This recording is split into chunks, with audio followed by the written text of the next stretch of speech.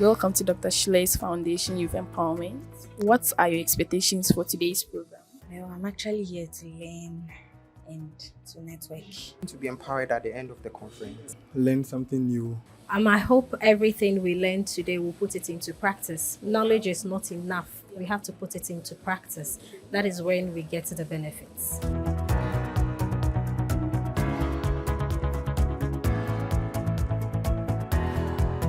Ladies and gentlemen, welcome to the Youth Empowerment Conference 2026. Here we have leaders, professionals, mentors, and a dream builder too as well, to help shape the next generation with intention, beyond the usual speeches and ebefa, beyond the inspiration, beyond the applause. My name is Ni Ajete Faculty, and in the next few hours, I'll be your MC, and I will ensure that you have a very beautiful moment. Every meaningful vision usually begins with one courageous person. Today's conference is possible because someone believes in young people. She's a public health physician, a mentor, a change maker, and the visionary behind today's initiative. Please, let's appreciate and welcome Dr. Sheila Dery. Thank you. Good afternoon to you all. I'm glad to be here this afternoon. This is a long-awaited conference that we have looked forward to. And I'm happy it's finally come to being this afternoon. What I'm coming to do is not going to be anything medical. I decided to take the social aspect of the youth life. This is a youth empowerment program that we decided to do, but we take it from the angle of health education. We realize that a lot of people do youth empowerment through leadership, motivation, inspiration, but as Mr. MC captured it correctly, that if you want to be a successful adult, you must first be healthy, because you cannot be a sick person and be successful in future. Health is wealth. If you save your health and you don't use money in buying medicine, that alone is already wealth you are building, because you are saving your money. So that is the essence of our program. We empower the youth through health education. That is the foundation before we do other things. Thank you. So this afternoon, I am talking about creating a niche and shining through as a young person. It's going to be a short and straightforward one. We're going to look at a brief introduction. We'll look at some attributes or qualities that one must have in order to create a niche and shine through successfully. Then we conclude. So by way of introduction, let's look at just two terms from the topic, creating a niche and shining through. I try to look out for what a niche is. We all know what it is, but I wanted to look at the real definition. I've summarized this and paraphrased. It's supposed to be a specialized or specific area in life that one decides to carve for him or herself in order to function optimally. So you look at yourself and decide, I think this aspect of life, if I delve in, I will be able to give in my best. So that becomes a niche you take for yourself and decide to function there. To shine is very obvious. Shine or shine through something means to glow, to blossom, to radiate, or to excel in what you do. So when we put these two terms together, we come to our topic for today, which means you should identify or aim to identify an area in your life that you can thrive or excel in order to make positive impact on your society. The key word here is positive impact. We know there are people who make impacts on society, but negatively. The youth of today are interested in making positive impacts, not those who make negative impact. So we'll look at 6 qualities that are necessary to be able to create a niche and shine through successfully. There is one thing, creating a niche for yourself, and there's another thing, shining through successfully. You can create a niche for yourself, but you might not be able to shine through successfully. And for you to be able to shine through your niche, that's being successful in what you do, you must do certain things right. I consolidated some of the points together in order to come to 6, but you can expand this. This can be expanded to get more qualities that one must have. This slide would mention the qualities, then the subsequent ones, I try to explain it a little bit more.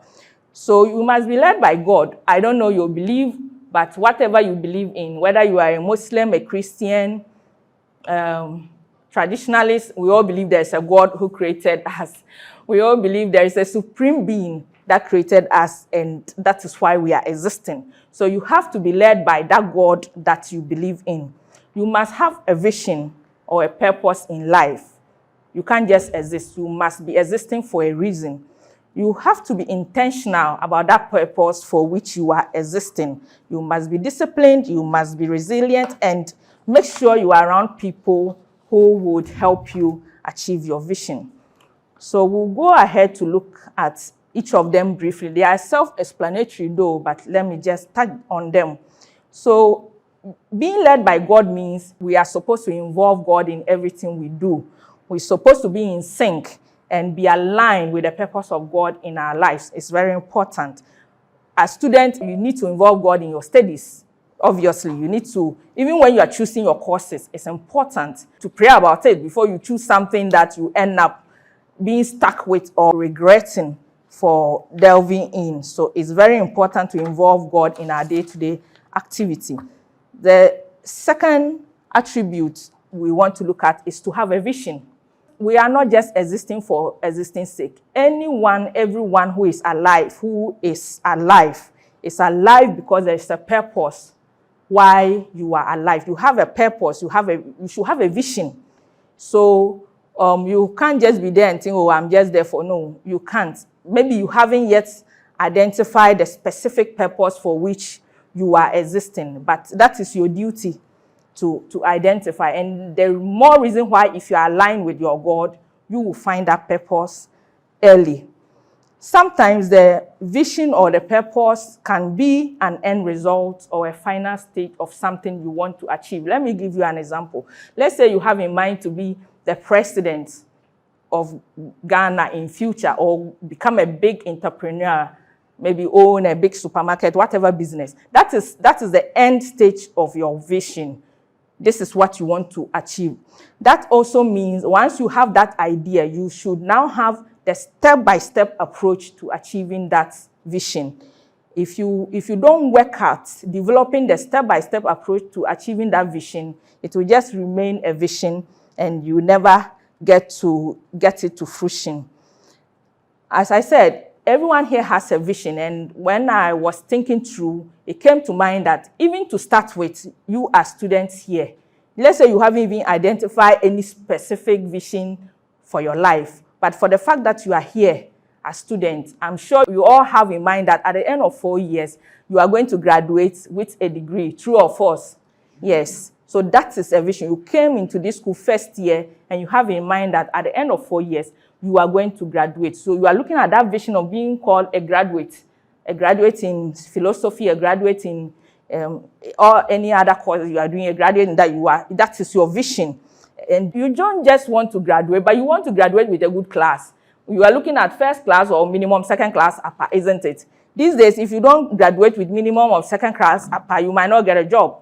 Nobody needs second class lower for anything, not to talk of third class. So your vision is to be able to graduate with a good class. So minimum, that is everyone's vision here. There are some of you who have additional vision for entrepreneurship, which we are going to see today. Some of you already have additional vision. Aside you being here and thinking or having in mind that you'll be graduates in 4 years, you already have additional vision for being into entrepreneurship programs. And some of you have already started, others are yet to start. And that is the niche you have created for yourself, or you are about to create for yourself. And you must make sure you get it through. Thinking through this presentation, I put myself back when I was in the university. Then I remember that when we were in the university, I'm sure it's still like that here, we had students who used to preach at dawn and pray. Does it happen here? Yes, I was at Tech. We had students who were into even ministry, and they are on campus to learn, to graduate in a certain field, but they are already into church ministry. That is a niche that people have created for themselves. Some will end up being pastors after school. They will have a degree in engineer or something, but they will end up being pastors, full-time pastors or part-time pastors. That's their vision that they have identified and they are following through.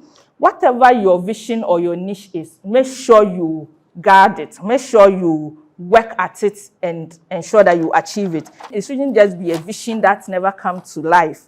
It should become fruitful and beneficial to humanity. The third attribute is once you have your vision, you have to be intentional. I think Efua or Rama, one of them mentioned being intentional about what you do. When I heard that, I just said I had this too on it. Being intentional about anything you do in life is very important. Once you are intentional about it, you will get it done. If you are not intentional about anything you do, forget about it. It won't happen. So you have to be intentional about your vision. You have a vision that you want to be an entrepreneur. For those of you who are already into entrepreneurship or who are yet to start, that is your vision. That means you have to be intentional about that vision. You have to be intentional means you must have a step-by-step approach to achieving that vision. Sometimes it is important to write. And I was happy when I heard Rama saying you should write. Very important.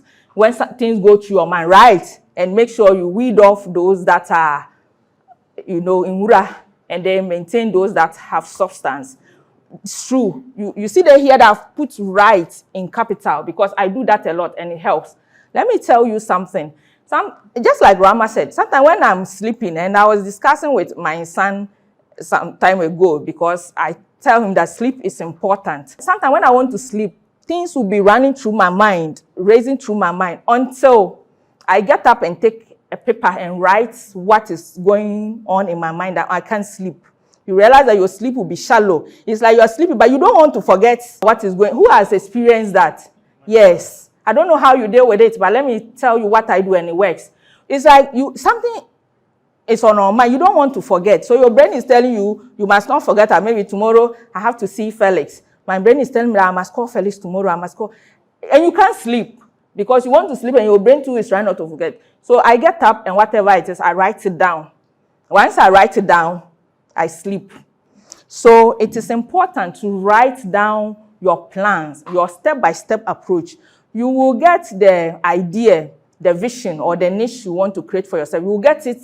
It will come to you one day. Sometimes, and this is also, again, from personal experience, there are times I have an idea, and I will even be in the bathroom. Maybe I'm taking my bath, and I will get an information that you are bathing. So by the time I finish bathing, I have to go and write it down. So what I'm trying to say is that you will get the information. Once you make up your mind you want to do something, you will get information about that thing at different times. So you have to be intentional. It's part of being intentional. Have this small book. Wherever you get it. Sometimes you'll be in a lecture hall. Sometimes you'll be on your way to lectures. You have an idea. If you have that book on you, once you get to a place that you can write it down. If you don't do that, what will happen is that you will get the ideas and you will lose them. So maybe this week you will have 1 or 2 ideas. You don't write it down. It's on your mind. You think you will remember. By the time a week passes, 2 weeks, you have forgotten.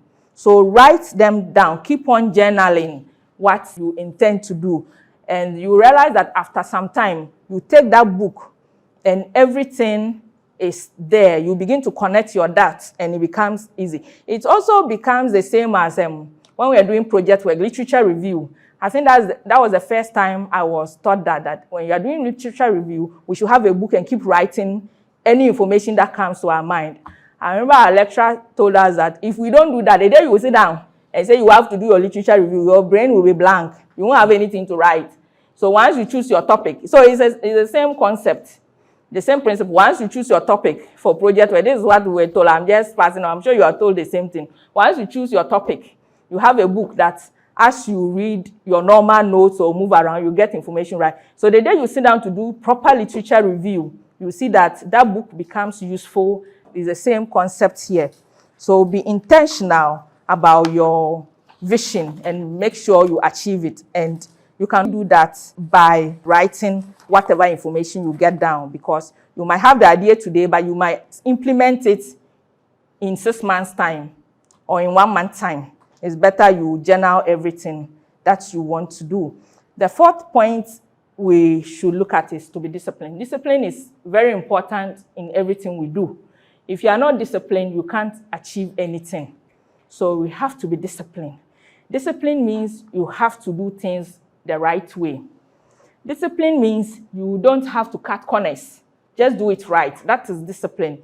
Your skin will go inside small, but do it right. That is discipline because it will pay off. Discipline means, I'm trying to be practical here. Discipline means you get up and go for that lecture. Sometimes the lectures are not compulsory because you need to make some minimum number of attendance, isn't it? So you don't have to go for all the lectures all the days, but discipline is when you decide to go for that lecture, make close to 100% attendance, even when you don't feel like going, or attend a program like this that is not compulsory, mentorship, training, go to the church. Even when you don't feel like going, you go because you are applying discipline to your life, and what you are going to do, you know, will be beneficial to you. That is discipline. For some people, discipline means you have to control your temper and talk well to people. There are some people who are very temperamental. Discipline means such people should learn how to control their temper. So someone has said something that you are not happy with, but you will discipline yourself not to talk anyhow to the person. That is discipline for some people. For some people, discipline also means you have to be nice to people, but you have to have boundaries. You cannot say you want to be the Madam Nice or Mr. Nice and just allow everyone and everyone into your life unlimited. That is indiscipline. You must have boundaries. Again, one of my speakers mentioned boundaries.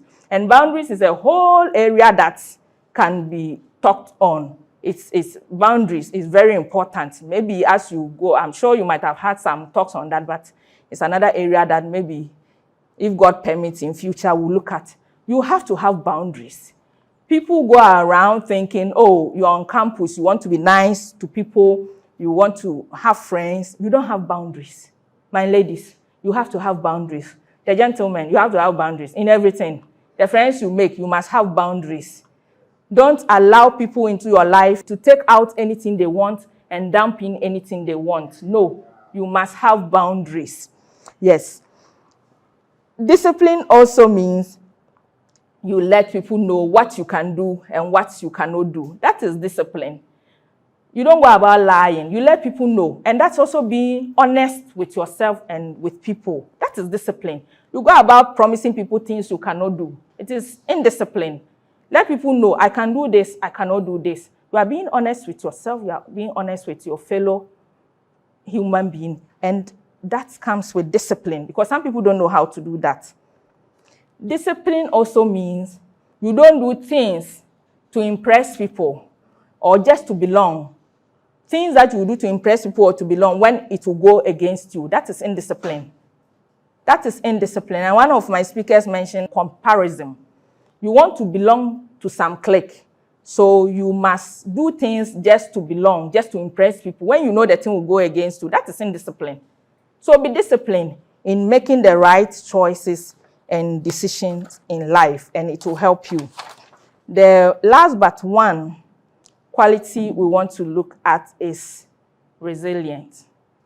Being resilient means you will not give up on your vision. That niche that you want to carve for yourself, that entrepreneurship program that you want to go into, that course that you have started, you have to be resilient in order to complete it, in order to shine through it successfully. We all know that nothing good comes free on a silver platter. You have to work hard. Anything good you must get in life, you must work to achieve it. You have to put in the work. You have to be strong. Resilience means you have to push through strategically. You have to push through your vision strategically, even when you meet obstacles or resistance. You have to push through because even the course you are doing, there are times you realize that some of the courses are difficult. You are reading, you are not understanding, either you are not eating well, or you have gone on social media and you've seen something that is disturbing you. You can't give up. You just have to be strategic. You just have to make the right decisions and make sure you are pushing through those difficulties because you must achieve. Being resilient means you must bounce back. You have to bounce back after a defeat. So when you fail that course, you have to bounce back. So even if it looks like your vision, whatever you have decided to carve for yourself, that entrepreneurship program you want to go into, or even the course you are doing, you have failed. You have to bounce back. You have to retake that course and pass. That entrepreneurship program, I mentioned that because today we are going to see people who would let us know what they can do. So even when you think you've gotten it all together, but at the end of the day, it looks like you have failed, you have to look at it again. Unless you are not sure of how you took off. But if you are sure of how you took off, if you are sure you did everything right, again, I don't want to sound like the preacher, whatever, but let me say, if you are sure you prayed to God about it, if you are sure you involve God in your decision, look at it again. Don't just leave it. Just look at it. And that will also include you talking to the right people. Look out for people who have the knowledge about what you are doing. People who are doing what you are doing or doing something similar to what you are doing or what you want to do. Look out for such people and talk to them. You have to choose the right people to talk to. Sometimes you have to just sit back, look at the whole vision you had, the whole niche, look at your step-by-step approach. Sometimes you have to modify some things. Sometimes you have to tweak some things to get it right. These days, AI will go on internet to do all kinds of things, but we can also use the internet to help us. So you may have to take some courses on the thing you want to do that seems to be difficult. And you don't have to be at a place like this all the time to be able to get information. You can use the online platform, AIs, to make sure you get what you do right. So what I'm trying to say here is that don't give up on your vision. Don't give up on that niche. Unless you are very sure that that thing you didn't take off right, then you can leave it. But if you are very sure that you thought through, look at it again and get the right people to help you. So that brings us to the last attribute. You have to surround yourself with the right people in life. I always tell young people that let me use God here. I'm a Christian, so I'll mention God several times, but I don't want to sound like a preacher. I believe if you get a good ideas from God, true or false, if it's bad, it's from the devil. If you're sitting at something, say, go and take that money, it's from the devil. But if something tells you to do something right, it's from God.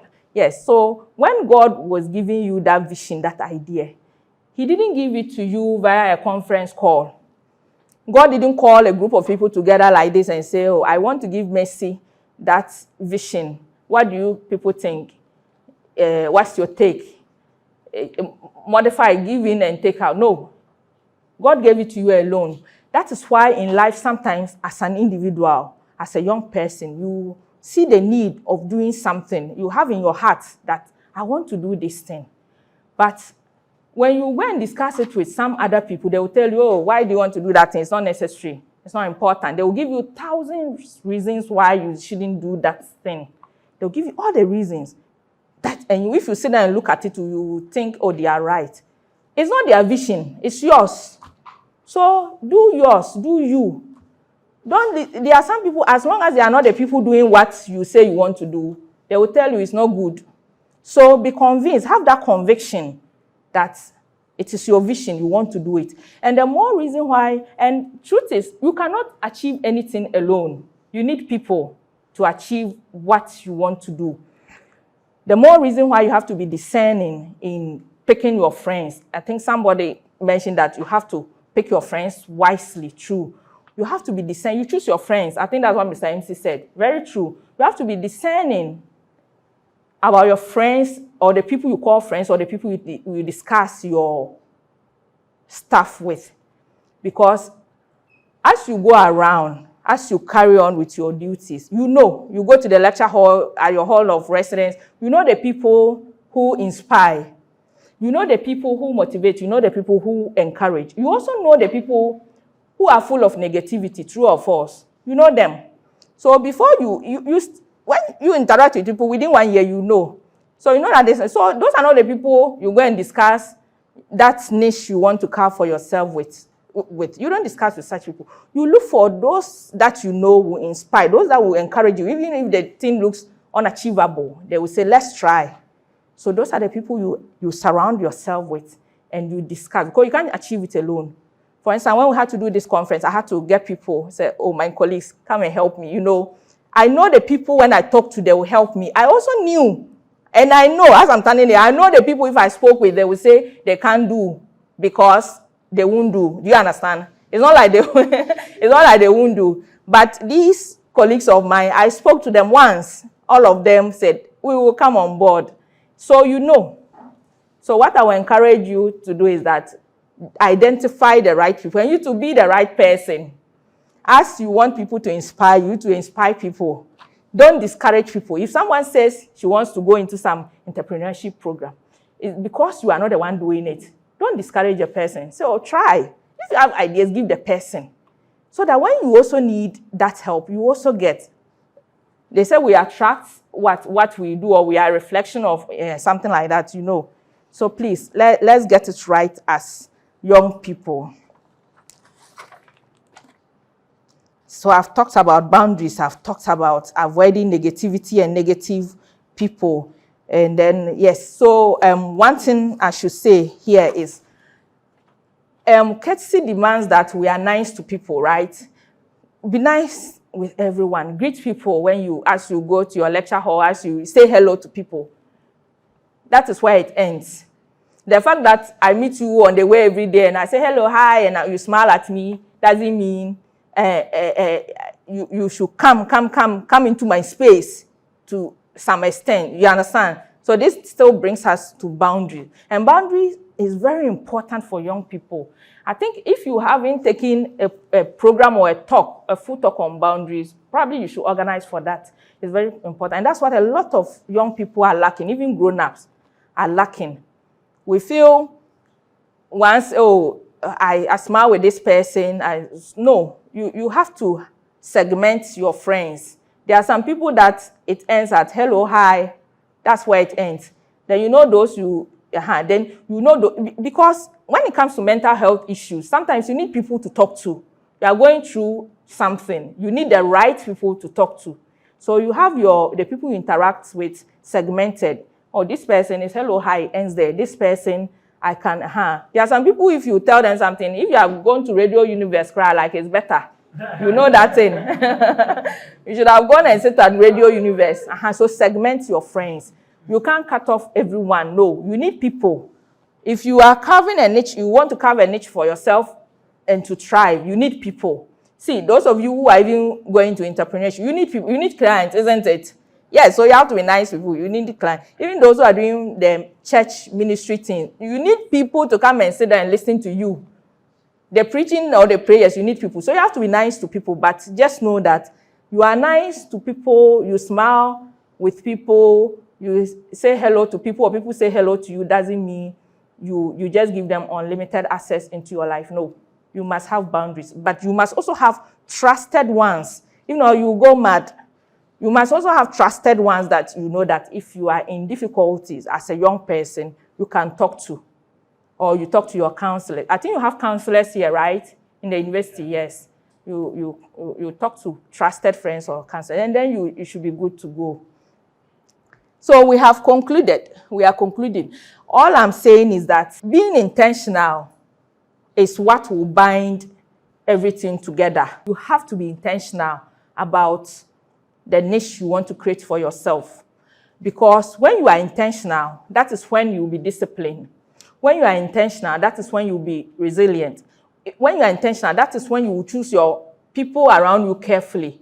When you are intentional, that is when you even involve God. Because you are intentional, you have decided at this school that I am, let me just use the degree program because that's what is common to everyone here. You are intentional that you must graduate here successfully with either a first class or a second class upper. So you have to be intentional. Once you're intentional, you'll be disciplined. You'll go for that lectures. Make sure you submit your assessment or your assignment on time. So being intentional about anything you do is what will make it successful. Thank you.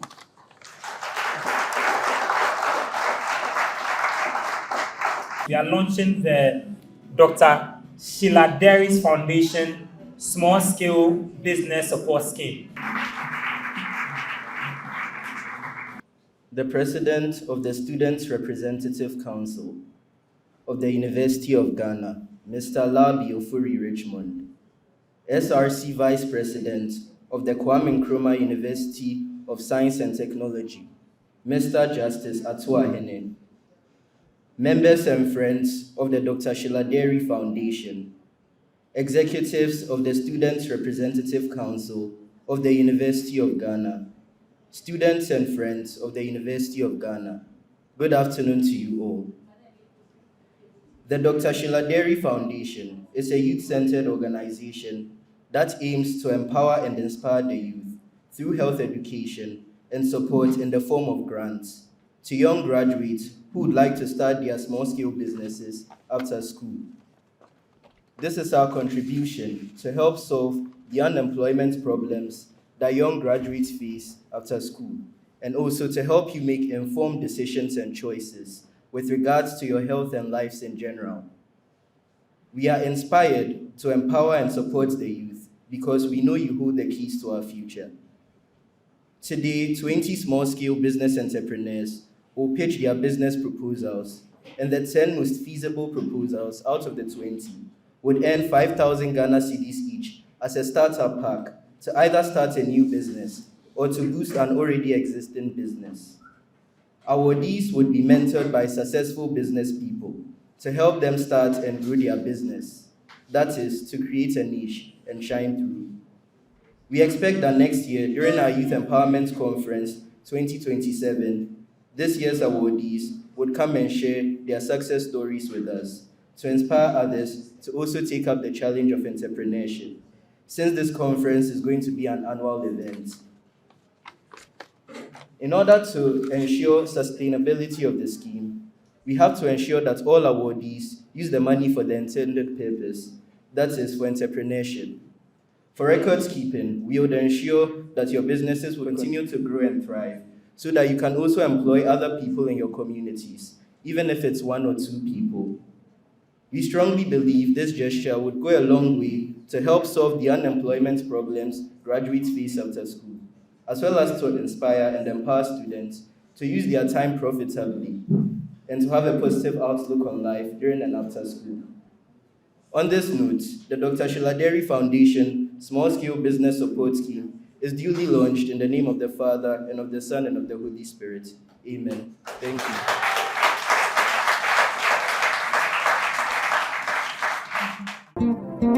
you.